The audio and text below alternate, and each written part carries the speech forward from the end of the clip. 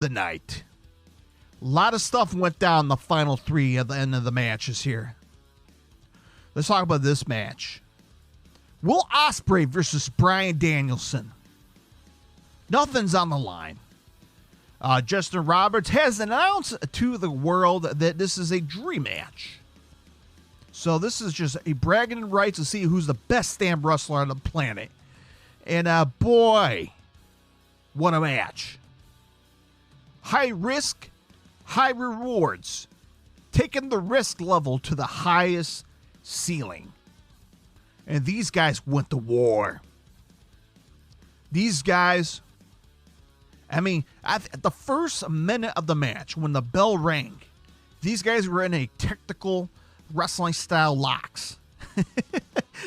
These guys were in like a technical start of the match. Right off the bat. You already know this match is getting started, baby. I mean, you got the appetizers in the beginning of the match. And things just got just insane. The moves they were doing in the ring. These guys were testing each other. Me, I stopped what I was doing, man. I was kind of doing some house chores and watching the pay-per-view, washing the dishes. But this match, I sat down and I studied it. I study every move, every holds, every twist, jump. These guys was like an OK Corral Western. Who's going to pull a trigger? These guys broke, I can't see barriers because the barrier's been broken so many times, but these guys went to war. These guys put on a match of the lifetime. These guys were told, go out there and set the world on fire. And they sure the hell did. These guys went out there and they put a barn burner of a match. So, man, I really don't want to break this match down because this match is so damn good. A lot of flip kicks, strikes, near falls, American Dragon with a springboard clothesline. I don't know what to say, nothing bad about this match, because the only part that got me worried, this one and the match after had a lot of emotions. A lot of emotions as a wrestling fan. Man. So these guys went at it. There was a spot in the match where Will Ospreay had some kind of, what's the proper term? And he said in the media scrum, he's going to ban this move forever. He's not going to use this move ever again. Ospreay did a some kind of bomb. I'm trying to think what he did. Tiger driver. That's what he did. A tiger driver. And Bryan Danielson.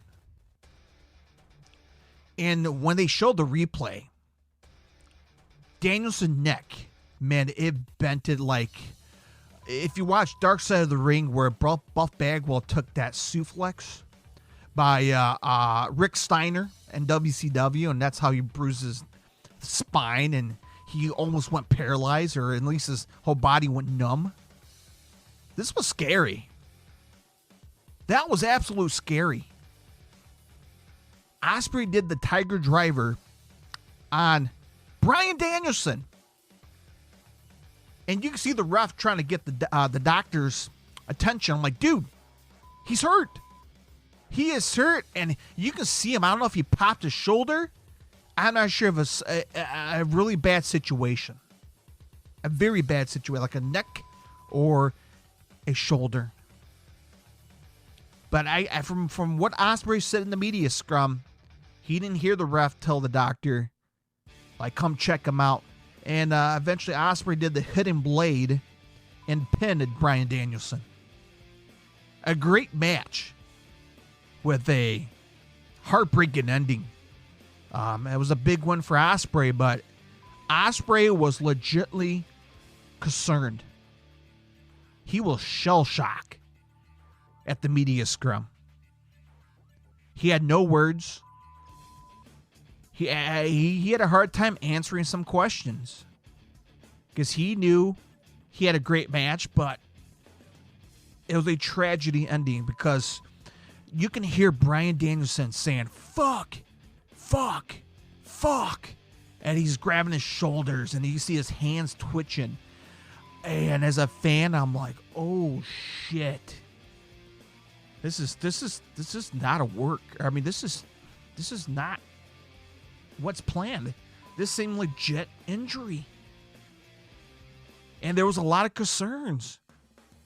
Dr. Sampson, typically if the injury was played off, Dr. Sampson will be the only medic in the ring. They had like 3 or 4 different medics in the ring to check on Danielson. You know shit is real. It's a legit injury. It felt like a legit injury. And Ospreay, you could tell by his face, after celebrating his big win, he stopped to check on Danielson. Don Callis, who's a heel manager, hopped off the commentary team just to check on Danielson. Don Callis seemed very concerned. And the crowd got very, very worrisome. The reaction on the faces from the fans. Man, it was very, a lot of people praise this match as the match of the year. I agree with it. But the way it ended was very, very serious. Very, very concerning. Very, very scary.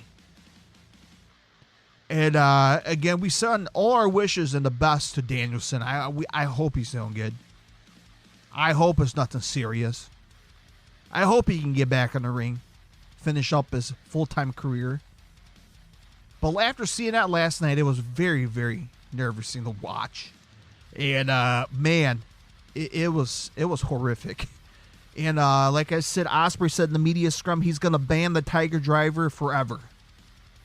Because it seemed like it's a 90%, according to him, it was like a 90% percentage of being a, I can't say a safe move, but last night it took a wrong turn on Danielson.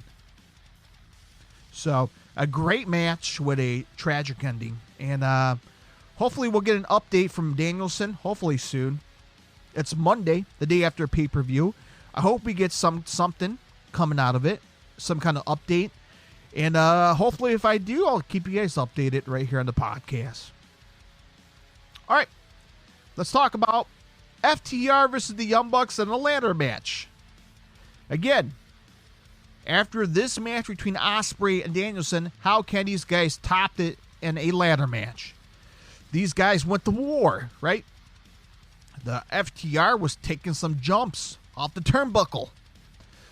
The Young Bucks, man, these guys, just the traditional Young Bucks, man, traditional Young Bucks match, right? Trying to do some super kicks in the ring. There was a spot where Dax was ready to do a pile driver, I believe on Nick Jackson. And I believe the ladder slipped because the ladder was positioned between the ring and the guardrail. And the ladder slipped off the guardrail. And Dax didn't get his full-on pile driver on the ladder. And I believe Mac Jackson was putting Cash Wheeler through a table. So they had like double action going on. A lot of stuff. I mean, Dax was busted in the match. He had juice like beginning of the match. I believe he got a cut from the ladder or something. Both teams went to war. They went to war. But as the match got close to the end, and again, emotions, I had happy, sad, and pissed off emotions. I had 3 different emotions as a fan going through this damn match. I'm like, oh, here we go. FTR is going to grab the title belt. Nope. Young Bucks stopped him. And this time, I believe it was Cash or Dax. One of them was on a ladder. I think it was a Dax on a ladder climbing up. And I'm like, okay, he's going for the title. He's going to snatch it from the actual brass ring where the titles hold hoisted above the ring. Hoisted above the ring. Next thing you know, there was a individual with a mask. I didn't really pay attention to the mask, but it was a Sting's mask. People were like, "Who the fuck is this guy? Is that a fan jumping over the rail to hop in the ring and wearing a Sting's mask?" And the security guard got in the ring. They stopped this individual and they ripped the mask off. You son of a bitch! It's Jack Perry. Talk about some massive pop in the arena. Jack Perry, the scapegoat, pushed the ladder, knocked down Dax, and he got in the ring. And the Young Bucks climbed up the ladder, and they grabbed the titles, and they're your new tag team champions. I'd be damned, baby. I'd be damned. The Young Bucks are your new tag team champions, all due to Jack Perry interfering in this match. And as Jack Perry was escorted out of the arena, you could see him throwing up the Elite finger jesters. And the Young Bucks were like, "The Elite?" So I guess this is his way of being introduced back to AEW after New Japan, and sound like he is obligated. Contractual obligated, it's completed in New Japan Pro Wrestling, and I guess he's back in the AEW fold. Massive pop, and what some heat maker, baby. Fans were losing their damn minds when that mask came off, man. Wow. So Jack Perry interfered in this match and helped the Young Bucks to win the tag team titles. I can't say it was predictable, but oh man, what an emotional match. All right, boys. This is the final match. It's main event time. Disclaimer. Quick disclaimer. I've been saying last episode MJF will come out, and he never did. I was hoping he would come out, but no. I'll go out there to the record and say I was wrong. I was wrong. MJF never came out. And someone did ask in the post media scrum, what's the status in MJF? And Tony Khan was like, it's gonna be pretty soon. Pretty soon. Stay tuned. Maybe this coming Wednesday. We'll have to wait and see. But out comes Swerve Strickland. And he was wearing a robe that was once worn by Jimmy Rave. We miss you. And alongside with Prince Nana is Swerve Strickland, man. I love his ring gear. He had a Black Panther style ring gear. I thought it was pretty badass. Really cool entrance. And now comes Samoa Joe, your AEW World Champion. And it's go time, baby. It's go time. It's main event feeling time. Big time feeling time, of course. And both guys put on a hell of a match. Both guys went to war. This match was violence. Samoa Joe took advantage over Swerve Strickland. Of course, Samoa Joe had the classic Samoa Joe, where every time he faced an opponent, and every time his opponent ready to do a dive off the turnbuckle, and Samoa Joe just turn around and walk away, and his opponent will have a no-show. Swerve was smart. He's like, nope, ain't doing it to me. And it took out Samoa Joe, and then eventually both guys went out of the ring. Samoa Joe put Swerve, not through a table, but, I kind of swiped them over the table, and everything was falling off the announcer table. Monitors and all that stuff. And yes, Jim Ross was calling the match, which I thought was pretty cool. Stephon Smith, his first main event as a referee. So a lot of cool stuff, man, in this main event. Eventually, both guys just went to war. I gotta say. There was a spot where Samoa Joe had a headlock on Swerve. He was slowly, I think it was a coquina clutch, or it was like a normal headlock.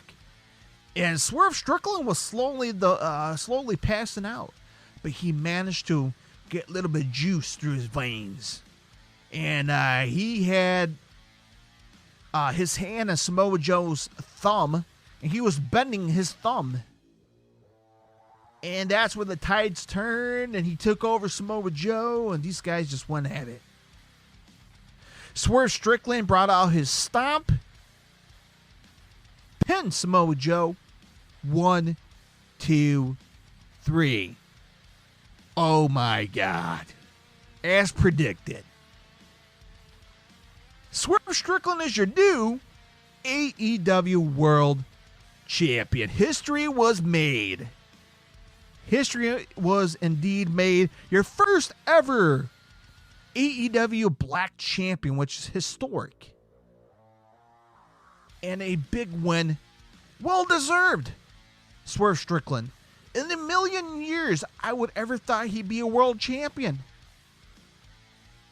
And here he is. Your world champion. That is amazing. What a moment. Man, I was so happy. I had a smile on my face. I mean, last time I had a smile on my face when Cody won the champion at WrestleMania. And it just gives me that joy as a pro wrestling fan. I'm like, this is amazing. Absolute amazing, dude. I'm full of joy. I mean, I'm still smiling right now. I can't keep the smile on my face, man. This is amazing. Swerve Strickland, your new AEW World Champion. Congratulations, man. Well done. Well done, man. Good stuff, man. What a great ending. Overall, it's a solid pay-per-view. AEW managed to get out of the trenches, right? All the negativity that was going on in the past 2 weeks. They managed to put on a great pay-per-view and put the good light on the company. So good for them, man. It was a solid pay-per-view. All right, folks, we have a breaking news that just came in just now as I'm recording. A break-in from the WWE. In partnership with the UFC, WWE has announced that NXT Battleground will emanate from the UFC Apex in Las Vegas, Sunday, June 9th. Huh, interesting. So, good to see a little bit of crossover in WWE and UFC. So, that just came in now, so I figure I'd talk about it now. All right, the pay-per-view last night in the AEW Dynamite. I put a poll on X into the Square Circle podcast. What's your thoughts on Dynasty last night? 87% thought it was great. 0% said it was bad. 13% said it was meh. It was okay. So, thank you for voting on X. And if you want to vote in future potential events for all things pro wrestling, join me and follow me on social media. Into the Square Circle podcast on Facebook, X, Instagram, and on TikTok. All right, folks, we'll take a quick commercial break. When we come back, we'll talk about TNA Wrestling Rebellion, the quick results right here, and into the Squared Circle podcast. Hey, yeah, you. I'm watching you. Stop what you're doing. Well, I mean, if you're on an expressway, just don't stop. But this is a commercial. I fooled you. But did you know that I have a secondary podcast? Did you? It's very simple. If you're a fan of rock, you're a fan of heavy metal, you're a fan of classic rock, yeah, I do have a second podcast, but please, keep it a secret. Do not tell anybody, okay? It's called a Lesson in Headbanging Podcast. That's right. If you love to headbang, you love to go into mosh pits, you love to do crowd surfing, you love to hang out in the front row like I do, it's very simple. Get the hottest ticket in town, the hottest concert of the year, a Lesson in Headbanging Podcast. That's right. If you're a fan of rock and roll, that's right. I will do tour reviews, review upcoming tours in the coming year, like 2024, upcoming albums, my album pick of the week. Man, I'm a fan of rock and roll. And if you're a fan of rock, check it out right now, a Lesson in Headbanging Podcast. Yeah, available on all major podcasting outlets just like this podcast, and available on YouTube as well. A Lesson in Headbanging Podcast